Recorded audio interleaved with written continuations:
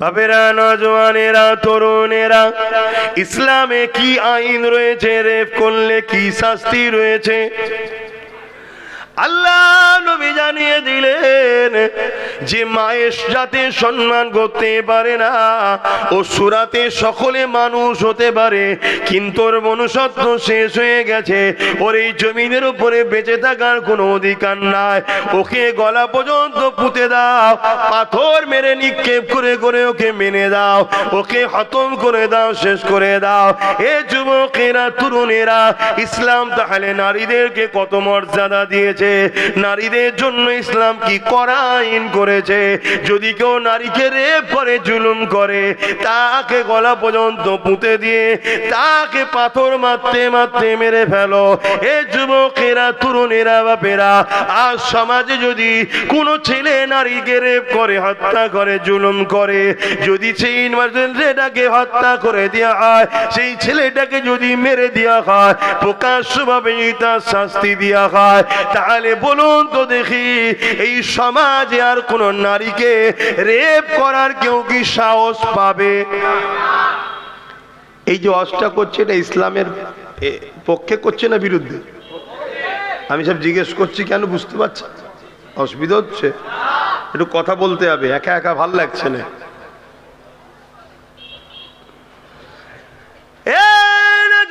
তরুণেরা, কিন্তু আজ আমার প্রশ্ন এই জায়গাতে, যে ইসলাম এত কড়া আইন করেছে, যেখানে আজ একটা নারীকে কেউ যদি রেপ করে, সঙ্গে সঙ্গে তাকে গলা পর্যন্ত পুঁতে দিয়ে পাথর মেরে মেরে ফেলো, এতে বাকি রেপিস যারা রয়েছে তাদের শয়তানটা ভেতরে যে আছে, ভেতরেই দোদকে দোদকে মরে যায়, যারা আর কোন নারী যেন রেপ না হয়। এটা বাস্তবে প্রমাণ আমার রাসূলুল্লাহ দেখিয়েছে 1450 বছর আগে। এই যুবকেরা, তরুণেরা, আল্লাহ নবী মক্কার প্রেসিডেন্ট, মদিনার প্রেসিডেন্ট হলো, এই আইনটা তৈরি করতে গেলে রাজ ক্ষমতার দরকার আছে না নাই? মুখে তো শুধু বলে দিলে হয় না।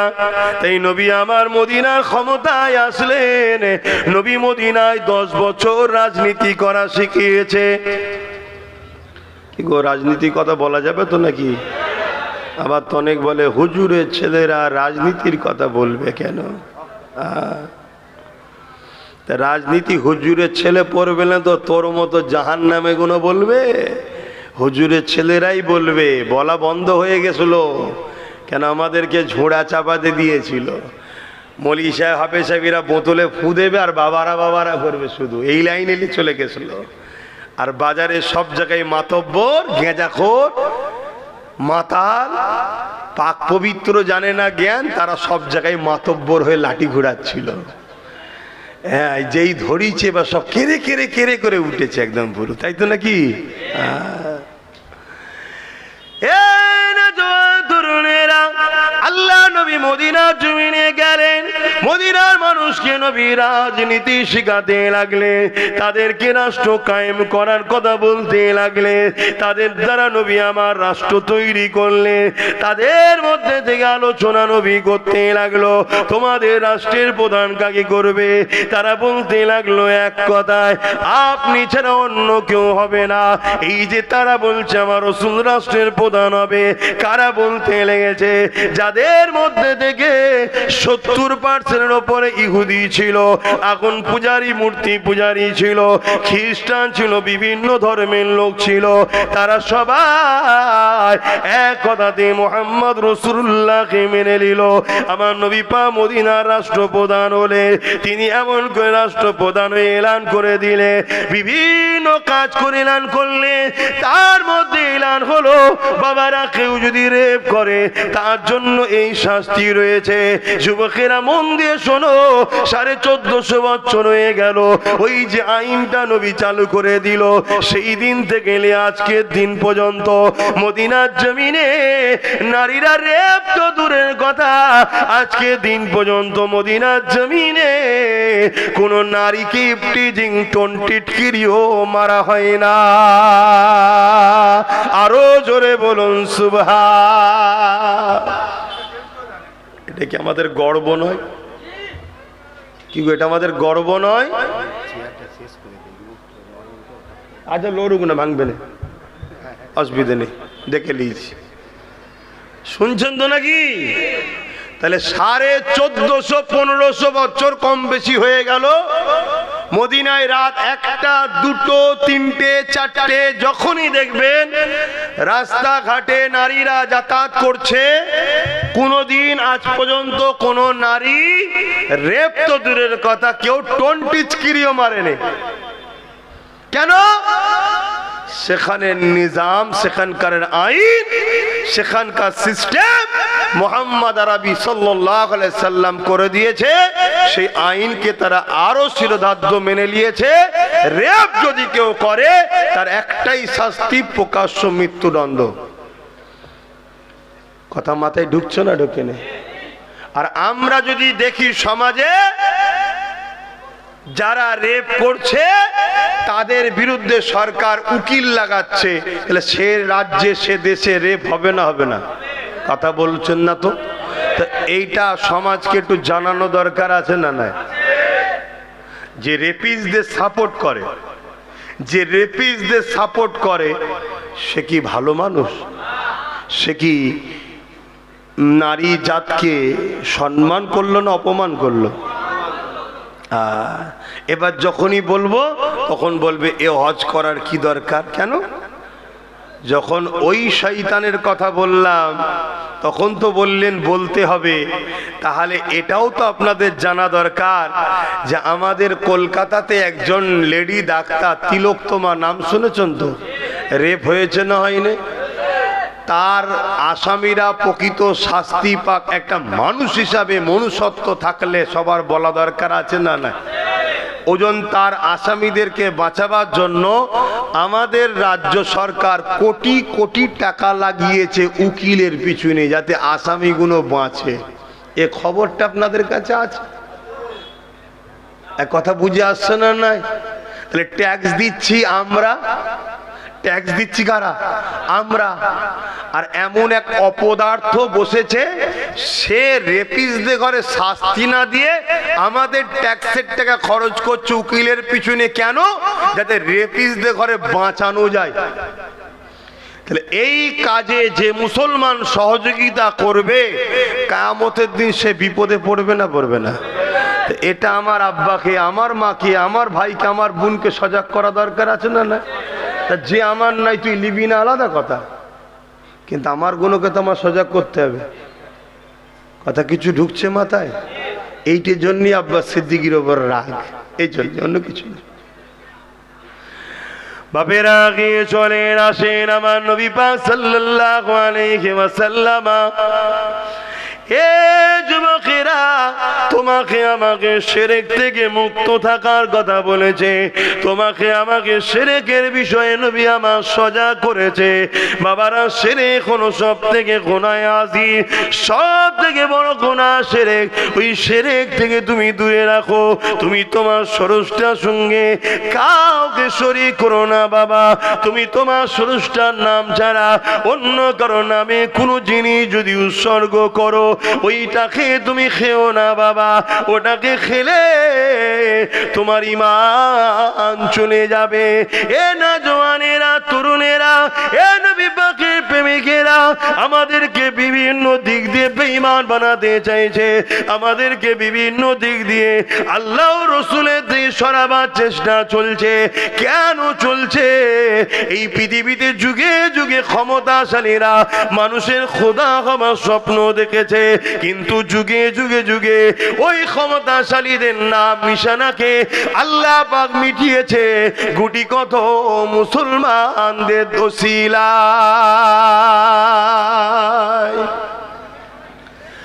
এ না জওয়ানেরা, ফিরআউনকে আল্লাহ মিটিয়ে দিয়েছে সামান্য মুসলমান, গুটি কত মুসলমানের দ্বারা। এ যুবকেরা, নমরুদকে আল্লাহ মিটিয়েছে গুটি কত মুসলমানের দ্বারা।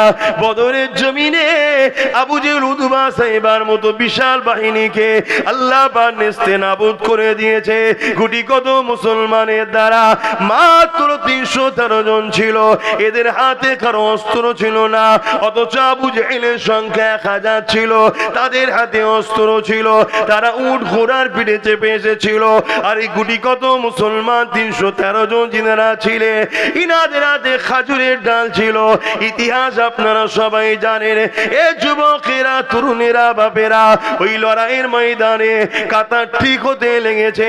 ওই কাতারের মধ্যে দুটো ছোট ছোট বাচ্চা দাঁড়িয়ে রয়েছে। আল্লাহ নবী ওই দুটো বাচ্চার কাছে আগিয়ে গেল। যাবার পরে দেখতে লেগেছে ওই বাচ্চা দুটো পায়ের মোড়াগুলোর উপরে ডিঙি মেরে মাথাটাকে একটু তুলতে লেগেছে।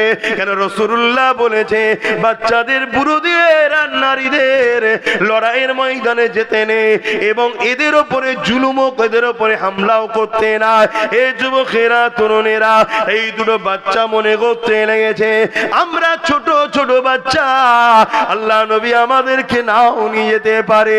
এই জন্য পায়ের বোড়াগুলোর উপরে ভর দিয়ে, পায়ের উংলিগুলোর উপরে ভর দিয়ে ডিঙি মেরে ঠেলে মাথাকে হাইট করতে চাইছে, যাতে রাসূলুল্লাহ মনে করে এখনো বড় আমাদেরকে চান্স দিয়ে দেয়।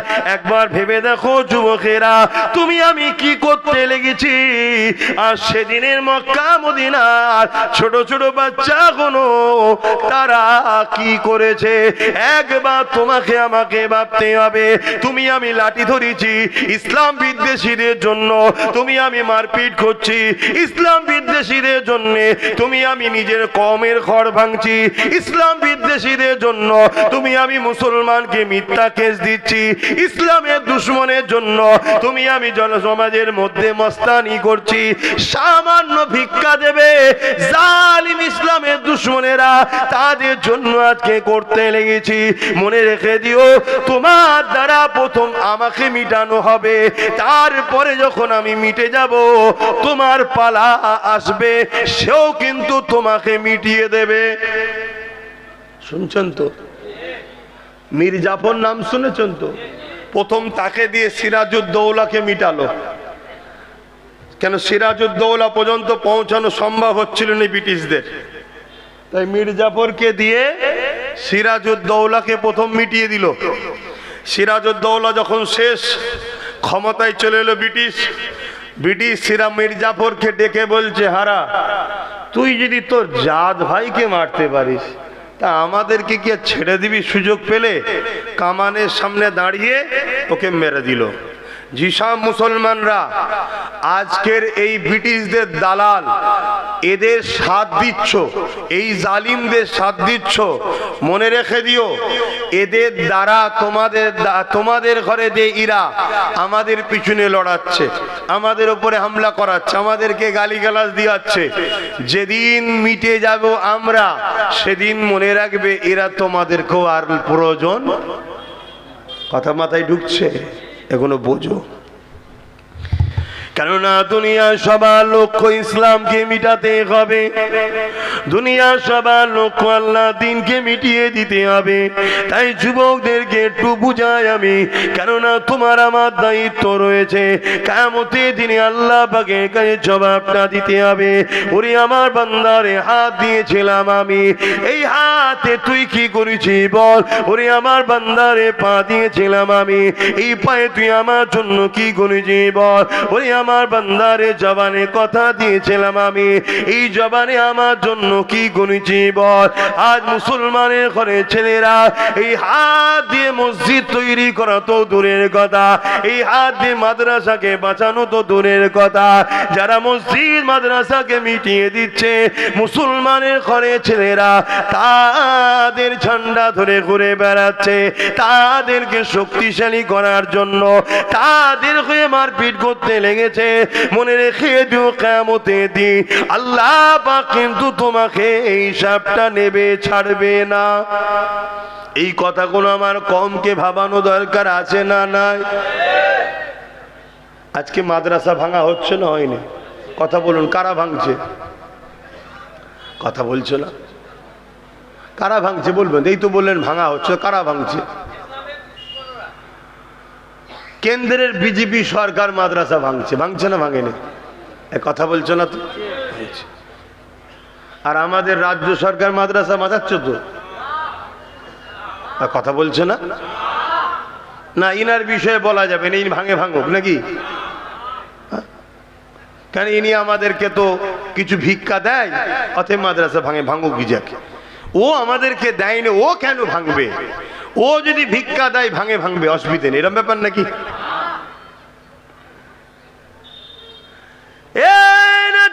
তরুণেরা, যারা আমার মাদ্রাসা দুশ্মন, যারা আমাদের দুশ্মন, যারা আমার মসজিদের দুশ্মন, তারা আমার দুশ্মন।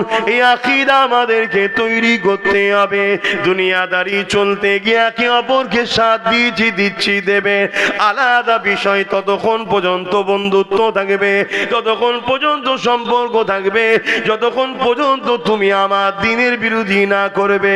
তুমি মানবে না মানবে এটা তোমার ব্যাপার, তুমি বুঝে নেবে। কিন্তু তুমি আমার দ্বীনের বিরোধী করছো কেন? তুমি যদি নাও মানো, মানুষ হিসাবে তোমার সঙ্গে আমি মিশবো, কিন্তু আমার দ্বীনের বিরোধী যদি করো, তাহলে তোমার সঙ্গে আমার মিশা সম্ভব না। কেননা রাসূলুল্লাহ জানিয়ে দিয়েছে, অন্যায় দেখলে হাত দিয়ে রোখো। হাতে যদি রুখতে না পারো, মুখ দিয়ে প্রতিবাদ করো। মুখ দিয়ে যদি প্রতিবাদ করতে না পারো, অন্তর থেকে ঘৃণা করে নাও।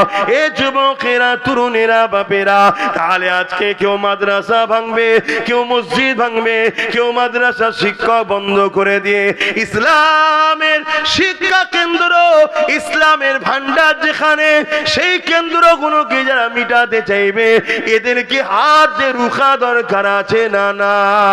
আল্লাহ নবী বললেন, হাত দিয়ে রুখতে, যদি হাত দিয়ে রুখতে না পারো, মুখ দিয়ে প্রতিবাদের দরকার আছে না? না। যদি মুখেও প্রতিবাদ করতে না পারো, আল্লাহ নবী বললেন, অন্তর থেকে ঘৃণা করে দূরে সরে যাও। যদি ঘৃণা করে দূরে সরে যাবার কথা নবী আমার যখন বললেন, আল্লাহ নবী বললেন, এই ঈমানটা হলো বড় দুর্বল। কোন ঈমানটা দুর্বল? অন্তর থেকে ঘৃণা করে সরে যাওয়া। কিন্তু ঈমান আছে, কিন্তু দুর্বল ঈমান। তাহলে এ ক্যাটাগরির ঈমান কি? মসজিদ মাদ্রাসা কেউ ভাঙছে, হাত দিয়ে রোখো। শুনছেন? যদি হাতে রুখতে না পারো, মুখ দিয়ে প্রতিবাদ করো। যদি মুখ দিয়ে প্রতিবাদ করতে না পারো, অন্তর থেকে ঘৃণা করো। যদি ঘৃণা করো, তারও ঈমান আছে, কিন্তু হাত দিয়ে যে রুখছে তার মতো নয়, মুখ দিয়ে যে প্রতিবাদ করছে তার মতো নয়, কিন্তু ঈমান আছে। কিন্তু কেউ যদি হাত দিয়েও প্রতিবাদ না করে, মুখ দিয়েও প্রতিবাদ না করে, অন্তর থেকে ঘৃণা না করে মসজিদ মাদ্রাসা দুশ্মনকে সাপোর্ট করে, তার কি ঈমান আছে? এই কথাটা আব্বাস সিদ্দিকীর বলাতে অনেকের কষ্ট হচ্ছে। কার? মুসলমানের। তাহলে এ মুসলমানটা মোমেন না মুনাফিক? এই যে হাতের তালুতে ঈমান রাখা, আগুন রাখার থেকে কষ্ট। তরুণেরা, আল্লাহ নবী কত কষ্ট করেছে যে দিন ইসলামের জন্য, আর দুনিয়ার কারো স্বার্থের জন্য, তুমি ঘর বাড়ি টাকা পয়সা স্বার্থের জন্য আমার নবী দুশমনদের বিরুদ্ধে কথা বললে, তোমার দিলে যদি ব্যথা হয়, কষ্ট হয়, মনে রেখে দিও তুমি মুনাফিক হয়ে গেছো। তোমাকে কলেমার রদ্দ গোপন পড়ে নিয়ে নতুন করে ইসলামের মধ্যে আসতে হবে। নচেত এই অবস্থায় যদি মারা যাও, দুনিয়ার লোক হয়তো বুঝতে পারবে না, তোমার জানাজাতেও যাবে। মিনহা খালাকনাকুম ওয়া ফিহা নুঈদুকুম ওয়া মিনহা নুখরিজুকুম তারাতান উখরা বলে তোমাকে মাটিও দিয়ে চলে আসবে। কিন্তু মনে রেখে দিও তুমি বেঈমান হয়ে গেছো, তাই কবরে তোমার জাহান্নামের আগুন আল্লাহ জ্বালিয়ে দেবে। আখিরাতটা বড় ভয়ানক হয়ে যাবে। এই না তরুণেরা, এই মসজিদ মাদ্রাসার জন্য, এই দিন ইসলামের জন্য আজ প্যালেস্টাইনবাসীরা তারা নিজেদের পরিবার, নিজেদের ঘর সবকিছুকে উজাড় করে দিল, কিন্তু মসজিদ আকসাকে তারা ছাড়লো না। আজও তারা লড়াই করে যাচ্ছে। আল্লাহ পাক তাদের ঈমানে এত তাকত দিয়েছে, তারা মসজিদ আকসার অপমানকে কোনোভাবে মানতে পারছে না। এক পরিবারের 5 সন্তান ছিল, 5 জন ইন্তেকাল করেছে, স্বামীও ইন্তেকাল ইন্তেকাল করেছে, স্ত্রীকে মিডিয়া প্রশ্ন করছে যা আপনার স্বামী চলে গেছে, 5টা সন্তান ছিল চলে গেছে। সেই স্ত্রী বলতে লেগেছে আল্লাহ দিয়েছে, আল্লাহ পাক ডেকে নিয়েছে, ওটা আমার কাছে বড় বিষয় না। আমার কাছে বড় বিষয় হলো আল্লাহর ঘর কোনোভাবে মিটতে দেওয়া যাবে না। আরো জোরে বলুন সুবহান।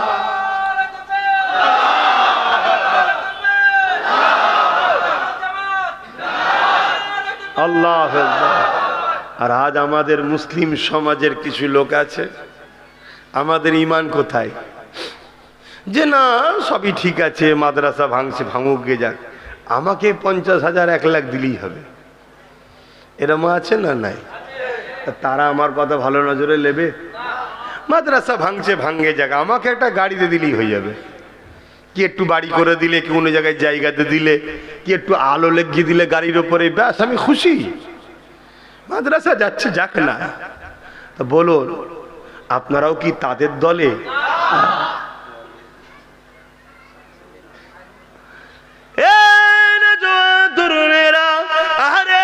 নবীকে ভালোবাসার নাম ঈমান। নবীর মহব্বত যদি তোমার আমার অন্তরে থাকে, মনে রেখে দিও আমার নবী পাকের জুতা মোবারক নিয়ে কেউ যদি তুচ্ছ তাচ্ছিল্য করে, সে সঙ্গে সঙ্গে কাফের হয়ে যাবে। তাহলে নবীর ঘর মাদ্রাসাকে নিয়ে তুচ্ছ তাচ্ছিল্য করলে কি কাফের হবে না? এ যুবকেরা, তরুণেরা, আল্লাহর কোরআনকে নিয়ে কেউ তুচ্ছ তাচ্ছিল্য কি কাফের হবে না? আজ আমি হক কথা কোনো বলছি বলে আজ একদল মানুষ আমার পিছনে লেগে গেছে। কোনো অসুবিধা নাই, আরো লাগো। পুরো দুনিয়া যদি আমার মোকাবেলায় চলে আসে, আমি তথাপিও তাদের মোকাবেলায় প্রস্তুত রয়েছি ইনশাআল্লাহ। কিন্তু কোরআনের বিরুদ্ধে কেউ কথা বলবে, তাকে মেনে নেওয়া যাবে না। আজকে এই মাদ্রাসায় কোরআন শিক্ষা দেওয়া হয়, এই কোরআনের কতটা সম্মান, কতটা মর্যাদা। কিয়ামতের দিনে আল্লাহ পাক এই কোরআনকে সুন্দর করে সাজাবে। এই কোরআন আল্লাহ পাকের আরশে আজিমের নিচে এমন করে কুদরতি ভাবে ঘুরতে থাকবে। আল্লাহ পাকের ক্ষমতা আছে না নাই? এ যুবকেরা, ওই লাউহে মাহফুজে যে রক্ষিত রয়েছে, যে কোরআন ধারাবাহিক ভাবে রোজার মাসে আমার রাসূলুল্লাহর উপরে নাজিল আল্লাহ করেছে, ওই কোরআনকে আল্লাহ সুন্দর করে সাজিয়ে দেবে। আল্লাহ আরশে আজিমের নিচে ঘোরাঘুরি করতে থাকবে। আমার আল্লাহ পাক জিজ্ঞাসা করতে লাগবে, আমার পাক কালামুল্লাহ, আজ আপনি আমার কাছে কিছু বলতে চান নাকি? ওই সময় কালামুল্লাহ বলতে লাগবে, ও রাব্বি আল্লাহ পাক, দুনিয়া জমিনে যারা আমাকে মহব্বত করেছে, আমাকে পেয়ার করেছে, আমাকে সিনার মধ্যে রেখেছে, আমাকে চুমা দিয়েছে, আমাকে চোখে লাগিয়েছে, আমাকে মাথায় তুলেছে, আমাকে আদর করেছে, এ আল্লাহ হয়তো পড়তে পারে রে, কিন্তু আমাকে চুমা দিয়ে আদর করে বুকে জড়িয়ে ধরেছে, আমার জন্য লড়াই পর্যন্ত করেছে, আমার জন্য অনেকে জান পর্যন্ত দিয়ে দিয়েছে। এ রাব্বি আল্লাহ, আজ আমি কালামুল্লাহ আপনার কাছে বলতে চাই, কোরআনকে যারা মহব্বত করেছে, আজকের এই কঠিন দিনে আপনি তাদেরকে নাজাত দিন।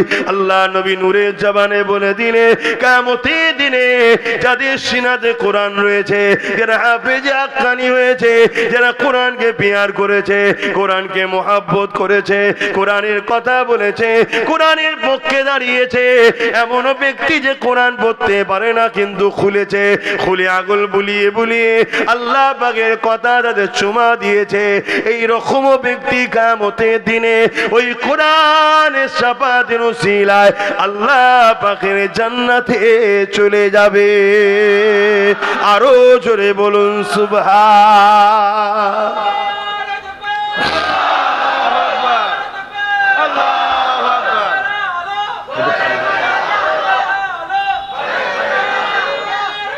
আল্লাহ।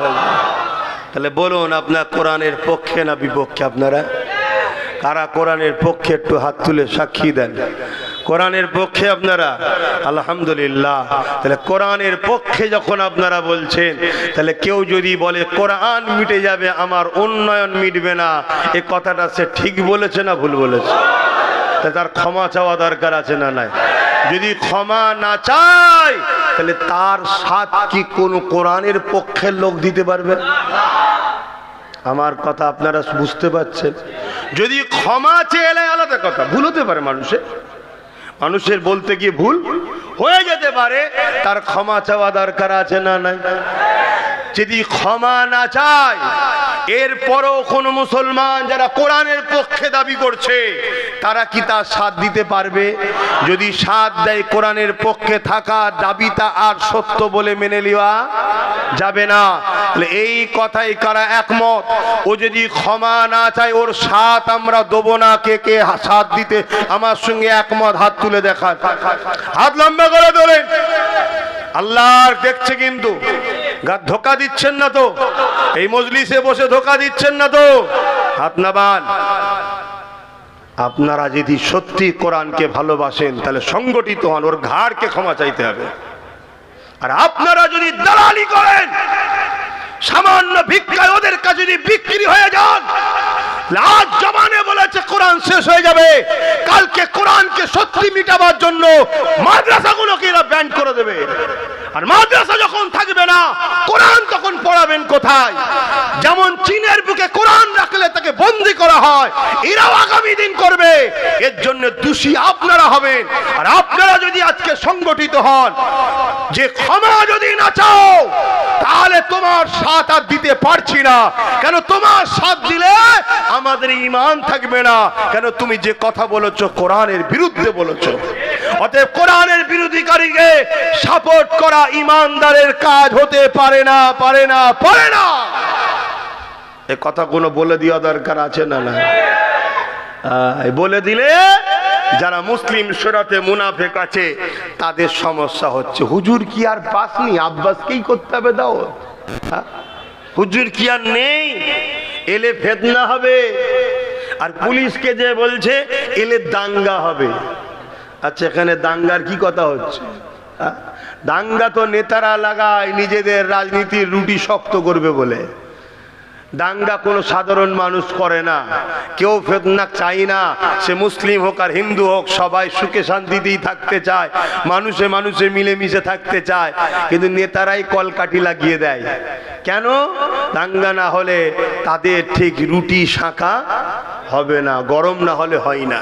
তাহলে বলুন, আব্বাস সিদ্দিকীর অজে অসুবিধে হচ্ছে?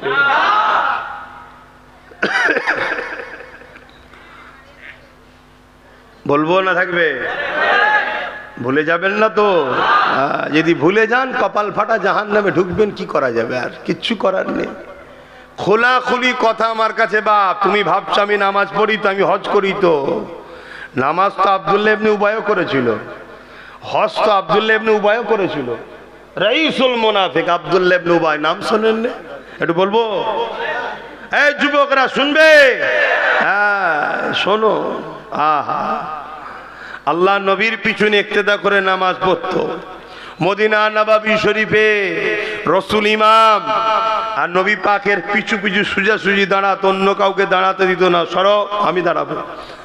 দাঁড়িয়ে গিয়ে নামাজ পড়তো। আল্লাহ নবী জিহাদে যেতেন, ও সাথে যেত। আল্লাহ নবী হজ করতে গেছেন, ও হজ করতে গেছে। আল্লাহ নবী দ্বীনের কথা বলতেন, কোরআনের কথা বলতো, বসে বসে শুনতো। আল্লাহ নবী রোজা রাখতেন, ও রাখতো। আল্লাহ নবীর সঙ্গে ইফতার করেছে, আল্লাহ নবীর হাতে হাত দিয়েছে, দাড়ি রেখেছে, টুপি পরেছে, পাগড়ি পরেছে, জুব্বা পরেছে। কিন্তু কোরআন ঘোষিত জাহান্নামী হয়েছে। কারণ কি?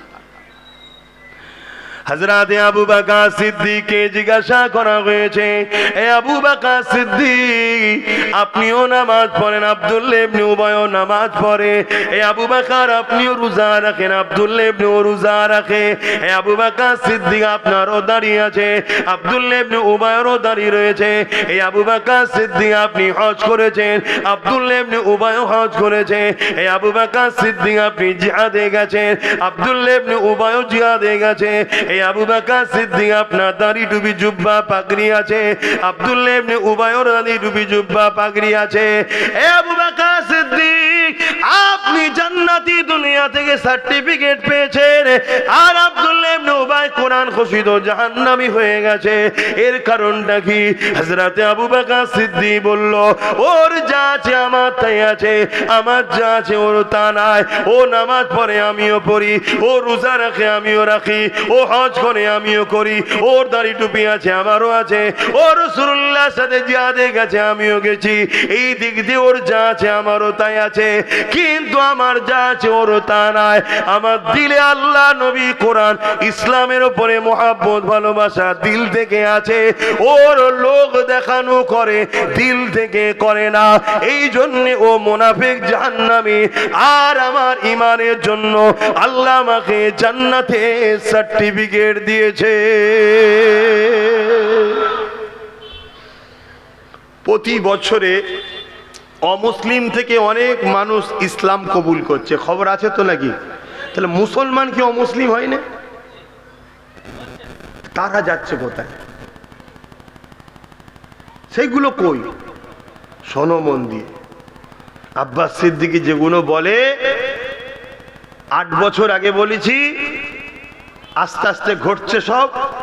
আজ বলছি আগামীতে ঘটবে, কিন্তু সজাগ যদি না হও আফসোস করতে হবে, কিছু করার থাকবে না। যেমন 8 বছর আগে বলেছিলাম ওয়াকফ চলে যাচ্ছে, বাঁচাও। কত আন্দোলন করেছি ওয়াকফ নিয়ে, আপনাদের এলাকাতেও করেছি, সাক্ষী আছেন তো নাকি? আওয়াজ দেন, করেছি না করিনি? এ তো 2025 এ সালে না হয় আইন তৈরি হয়েছে, তার আগে আন্দোলন করেছি, কিন্তু আজকে আইন তৈরি হয়ে গেল। কিন্তু সেই দিন থেকে যদি আমরা সজাগ হতাম, সেই দিন থেকে যদি আমরা জাগতাম, সেই দিন থেকে যদি আমরা তৈরি হতাম, তাহলে কিন্তু আজ সুযোগ পেত না। সুযোগ আমরাই করে দিই। চোর যেমন চুরি করে পাপ, চোরকে চুরি করার কেউ সুযোগ করে দিলে ওটা কি পাপ নয়? কি গো, বলবেন তো নাকি? ওটা পাপ নয়? আপনার পাড়াতে একজন এসে একজনের বাড়িতে চুরি করেছে, আর গ্রামের আর একজন মই দিয়েছিল দিয়াল টপকাবার জন্যে। পুলিশ কি যে মই দিয়েছে ওকে ধরবে না? কথা বলছে না তো? হ্যাঁ, তুও বেটা চ। স্যার আমি তো কিছু ভাগ পাইনি। ভাগ পাসনি তো কি হয়েছে, মই দিলি কেন? কি আব্বা ঠিক বলছি তো নাকি? মই দিলি কেন? ঠিক তেমনই আজ ওয়াকফের কেউ আইন তৈরি করেছে, তার তো শাস্তি হবে হবে, কিন্তু মনে রাখবে তাকে যদি আমরা সহযোগিতা করে থাকি আমাদেরকে আল্লাহ ছেড়ে দেবে নাকি? একটা জমিন পড়ে আছে, লোকজন নোংরা আবর্জনা ফেলছে দীর্ঘ বছর ধরে কেউ কিছু বলছে না। লাস্টে কারো না কারো নজর যাবে না, যাবে না, হ্যাঁ কি ব্যাপার, এই জমিটা এইভাবে ইউজ হচ্ছে, ভালো জায়গা, চল দখল করে লে। আর যখন দখল করে লেছে তখন চিল্লালে আর হবে? আমার কথা বুঝছেন? এজন্য এখনো জাগাচ্ছি, এখনো সময় আছে। হাত কেটেছে ঠিকই, কিন্তু শরীর থেকে আলাদা হয়ে যায় না, এখনো আছে। সেলাই টিলাই দিয়ে ব্যান্ডিজ ফ্যান্ডিজ করো, আশা রাখা যাচ্ছে জুড়ে যেতে পারে। হয়তো একটু দুর্বল হবে, কিন্তু জুড়ে যাওয়ার চান্স আছে না নাই? আবার আল্লাহ চাইলে এই হাতটাই এত শক্তিশালী হবে, আগের হাতটাও অত শক্তিশালী নাও হতে পারে। এরকমও ইতিহাস আছে না নাই? এই বদরের ময়দানে দুটো বাচ্চা ছেলের কথা বলছিলাম। ওই দুটো বাচ্চা যখন বদরের ময়দানে আবু জেহেলের উপরে হামলা করে দিল, আবু জেহেলের অস্ত্রের আঘাতে দেখা যায় এক বাচ্চার হাতটা কেটে গেল। এ যুবকেরা, তরুণেরা, বাপেরা, অনেক বড় কথা, পরবর্তী সময় যখন লড়াই থেমে গেল, আল্লাহ নবী হাতটাকে খুঁজে নিয়ে এসে ওইখানে লেগিয়ে আল্লাহ নবী হাতটা বলিয়ে দিয়েছিল। সঙ্গে সঙ্গে আমার আল্লাহ পাকের কুদরতি ক্ষমতায় নবী পাকের হাতের এত পাওয়ার আল্লাহ দিয়েছে, ওই হাতটা জুড়ে যায়। এই না তরুণেরা, ওই সাহাবী বলতে লেগেছে বাকি জীবনটা আমি এই হাত দিয়ে এত উপকার পেয়েছি, আমার যে হাতটা কাটা ছিল না ওই হাতে থেকে আরো শক্তিশালী ক্ষমতা আল্লাহ নবীর স্পর্শ লাগা ওই কাটা হাত জুড়ে গেছে, যেটা ওই হাতে আরো বেশি ক্ষমতা পেয়েছি। তাহলে সেই নবীর দিনের জন্য, সেই নবীর ইসলামের জন্য আজ আমরা যদি লড়াই করি, সংগঠিত হই, আল্লাহ পাকের সাহায্য অবশ্যই আসবে। এ নওজওয়ানেরা, তরুণেরা, বাপেরা, এ নবী পাকের প্রেমিকেরা, আরে নবী আমার কত কষ্ট করেছে। আল্লাহ নবীর জীবনে এমনও দিন গেছে, নবী আমার সিজদায় যখন পড়ে গেছে, মক্কা জালিমরা আমার নবী পাকের পিঠের উপরে পচা দুম্বার ভুঁড়ি চাপিয়ে দিয়েছে। আল্লাহ নবী নিঃশ্বাস নিতে পারে না, নবী আমার কষ্ট করতে লেগেছে, দম বন্ধ হয়ে আসতে লেগেছে, নিঃশ্বাস নিতে বড় কষ্ট হচ্ছে। এই অবস্থায় নবী আমার সিজদায় পড়ে গেছে, সিজদায় পড়ে কাঁদে, সিজদায় পড়ে তাসবিহ পড়তে লেগেছে। এ যুবকেরা, তরুণীরা, বাপেরা, আজকে জালিমরা আমরা সিজদায় গেলে আমাদের পিঠে পচা কিছু চাপিয়ে দিচ্ছে না। আজকে জালিমরা রাত পাওয়ারের জোরে আমাদের সিজদার জায়গাগুলোকে দখল করে নিচ্ছে, সিজদা দিওয়াটা কি বন্ধ করে দিবার প্ল্যান করছে। বুঝতে পারছেন তো? সেদিনও জুলুম হয়েছে, আজকেও জুলুম হয়েছে, পদ্ধতিটা শুধু চেঞ্জ হয়েছে। সেদিনও জুলুম করেছে জালিম শাসকরা, আজকেও জুলুম করছে কারা? জালিম শাসক। আল্লাহ নবীর উপরে মক্কা জালিমরা কম জুলুম করেন গো।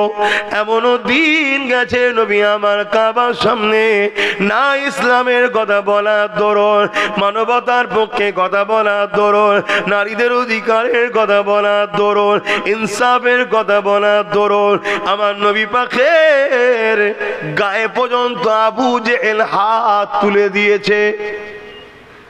শুনছেন? আমার নবীর গায়ে হাত তুলেছে। বড় দুঃখের বিষয়, কোন মুসলমান দাবি করে যদি এ নওজওয়ানেরা জুলুম অত্যাচার করে, অন্যায় করে, রাহাজানি করে, ফিতনা ফাসাদ করে, আল্লাহ নবী জানিয়ে দিলেন কেউ জালিম জানার পরে কোন মুসলমান যদি তাকে সহযোগিতা করে, মন দিয়ে শুনবে, কেউ অত্যাচারী জানার পরও কোন মুসলমান যদি তার সাথ দেয়, কেউ জালিম জানার পরও কোন মুসলমান যদি তার সাথ দেয়, তাকে শক্তিশালী করে, সহযোগিতা করে, মিশকাত শরীফের মধ্যে হাদিসটা পেয়ে যাবে। আল্লাহ নবী জানিয়ে দিলেন ওই মুসলমানটা মুসলমান থাকে না, ওই ইসলাম থেকে বেরিয়ে যায়। শুনছেন? তাহলে এটা বলতে হবে না? হবে না? বলুন, বলতে হবে না? নাই নামাজ পড়ে রোজা রেখে যদি জালিমের সাথ দিয়ে ইসলাম থেকে বেরিয়ে যেত, ও নামাজের কি নাম?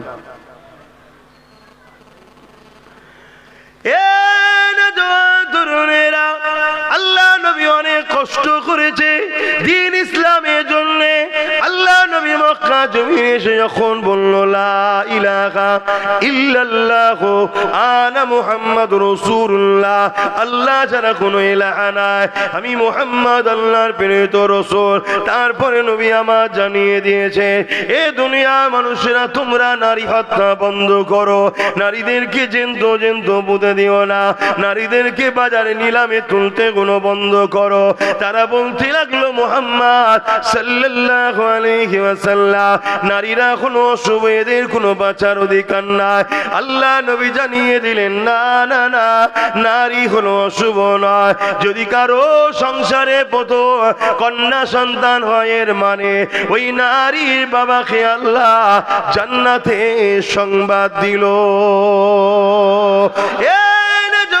তরুণেরা, আল্লাহ নবী আরো জানিয়ে দিলে কারো ঘরে যদি পর পর একটা, দুটো, তিনটে কন্যা সন্তান হয়, ওই তিন কন্যার বাবা যদি ওই কন্যাগুলোকে নিয়ে বেজার না হয়ে আল্লাহ দেয়া নিয়ামত মনে করে লালন পালন করে বড় করে দিয়ে নিকাহ বিবাহ দিয়ে দেয়, আমি রাসূলুল্লাহ জানিয়ে দিলাম ওই তিন কন্যার বাবা আর আমি রাসূলুল্লাহ। আল্লাহ নবী দুটো আঙুল তুলে দেখাচ্ছে, যেমন পাশাপাশি রয়েছে ওই তিন কন্যার বাবা আর আমি রাসূলুল্লাহ আস্তাগফিরুল্লাহ। আল্লাহ পাকের জান্নাতে পাশাপাশি থাকিব। আরো জোরে বলুন সুবহান। এগুলো বলবো তো নাকি? আজকে নারীদের ওপরে জুলুম হচ্ছে না হয়নি? প্রতিদিন পেপার খুলে দেখুন নারীদের ঘরে রেপ করা হচ্ছে। বাচ্চা বাচ্চা বাচ্চা বাচ্চা কন্যা সন্তানরাও নিরাপদ নয়। বলুন বলুন, আমি ভুল বলছি? তাহলে যে সমাজে নারীরা রেপ হয় আর হাজার হাজার পুরুষ এটাকে রুখতে পারে না, এগুলো কি পুরুষ? কথা বলছে না তো? তাহলে এই সমাজ ব্যবস্থাকে মিটিয়ে দিয়ে নারীদের রেপের হাত থেকে বাঁচানোর সমাজ গড়ার নাম ইসলাম, হ্যাঁ কি না? জোরে বলেন। তাহলে এই যে সমাজ ব্যবস্থা যারা চালাচ্ছে তারা যখন নারীদের নিরাপত্তা দিতে পারে না, তাহলে এরা নারীদের বিরুদ্ধে, তাই তো নারী নিরাপদ পাচ্ছে না। কথা বলছে না তো? তাহলে এদের বিরুদ্ধে বলা দরকার আছে না না? যেমন আপনাদের উত্তর 24 পরগনা এই ব্যারাকপুর ভাটপাড়াতে কোন একজন বলছে ইসলামে নাকি রেপ করাটা পাপ নয়। কথাটা ঠিক বলেছে না ভুল বলেছে? তাহলে নাউজুবিল্লাহ বলুন। এখন বলুন ওর বিরুদ্ধে বলা দরকার আছে না না? কেন বলবো? বলুন কেন বলবো? একটু কথা বলছি বলে খারাপ লাগছে? কেন? ও যেটা বলেছে ইসলামের নামে মিথ্যাচার, একটা অসত্য কথা বলেছে, এবং যে বলেছে তার দলের অনেক নেতা মন্ত্রীর নামে রেপের মামলা আছে। শুনছেন? তারা যেসব জায়গায় শাসন চালাচ্ছে সেসব জায়গায় কন্টিনিউ নারীরা রেপ হচ্ছে, তারা রুখতে জোরে বলে পারে না, এবং ইসলামের নামে তারা মিথ্যাচার করছে। তাহলে ইসলামের একজন প্রচারক হিসাবে আমার কি দায়িত্ব নয় খুলে আম মাইকে মুখ দিয়ে সবাইকে ঘোষণা দেওয়া যে এ মানুষ নয়, এ মানবরূপী একটা পশু? কেন এ মিথ্যা কথা বলছে, এ সত্য কথা বলে না, এ সমাজে ফিতনা লাগাচ্ছে, এই ইসলামকে অপমান করছে, এই ইসলামকে খাটো করছে, এই ইসলামের দুশ্মন, এই ইসলামকে বদনাম করে ইসলামকে মিটাবার চেষ্টা করছে, এটা সমাজে বলা নাই হবে না অন্যায় হবে? তাহলে এই জন্যই তো প্রচার করি।